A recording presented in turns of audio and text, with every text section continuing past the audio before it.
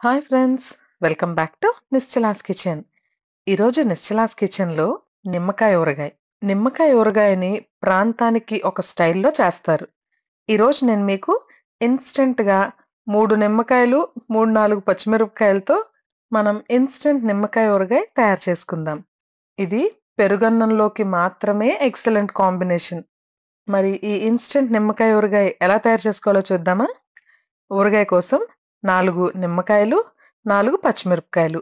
ముందుగా నిమ్మకాయల్ని ఇలా చిన్న చిన్న ముక్కలుగా కట్ చేసుకోవాలి. స్క్రీన్‌లో చూపిస్తున్నట్టుగా నిమ్మకాయని నిలువుగా గాని కట్ చేసుకుంటే ముక్క కొంచెం చెదరకుండా ఉంటుంది.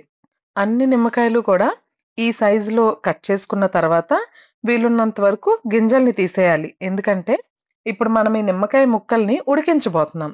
గింజలతో పాటు ఉడికిస్తే కొంచెం చేదొస్తుంది.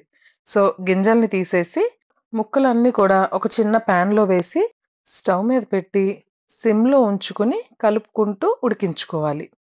1, 2 సార్లు ఇలా కలుపుకున్న తర్వాత మూత పెట్టుకొని గాని ఉడికించుకుంటే ముక్క త్వరగా మెత్తబడుతుంది. చూడండి, ఒకే ఒక్క నిమిషం మూత పెట్టాను.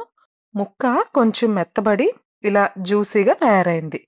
ఇప్పుడు ఇందులోకి మనం పచ్చిమిరపకాయలు తీసుకున్నాం కదా! వాటిల్ని మీ స్పైస్ లెవెల్స్‌కి తగ్గట్టు ఇలా 2 ముక్కలుగా కట్ చేసి ఏసుకోండి. ఈ పచ్చిమిరపకాయలు మీరు కొంచెం ఎక్కువేసుకున్నా కూడా కారం పచ్చడికంతా స్ప్రెడ్ అవ్వదు. పులుపుని పచ్చిమిరపకాయలు పీల్చుకుని పచ్చిమిరపకాయ ముక్క చాలా రుచిగా ఉంటుంది. ఒక్కసారి ట్రై చేసి చూడండి.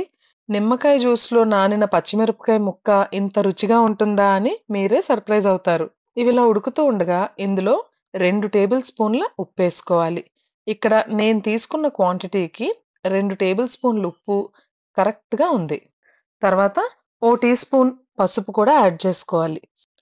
కొంచెం కలుపుకున్న తర్వాత ఉప్పు చూసుకొని అవసరమైతే ఇంకొంచెం ఉప్పేసుకోవచ్చు. ఈ పచ్చడికి జనరల్‌గా ఉప్పు కొంచెం ఎక్కువగానే పడుతుంది. ఈ పచ్చడి రుచితో పాటు ఆరోగ్యానికి కూడా మంచిది. ఏదో ఒక రూపంలో రోజుకొక లెమన్ కన్జ్యూమ్ చేస్తే మంచిది అంటారు కదా!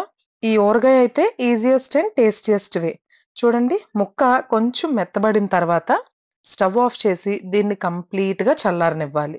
కంప్లీట్‌గా చల్లారిన తర్వాత ఎయిర్ టైట్ కంటైనర్‌లో స్టోర్ చేసుకోవడమే. ఒకవేళ గాని ఇది పెట్టేసిన తర్వాత మీ కాయల్లో జ్యూస్ తక్కువగా అనిపిచ్చింది అంటే ఓ 2 స్పూన్లు నిమ్మరసం కలుపుకోవచ్చు. మరి ఈ నిమ్మకాయ ఊరగాయని మీరు కూడా ట్రై చేస్తారా? ట్రై చేసి మీకెలా కుదిరిందో కామెంట్ సెక్షన్‌లో తెలియజేయండి.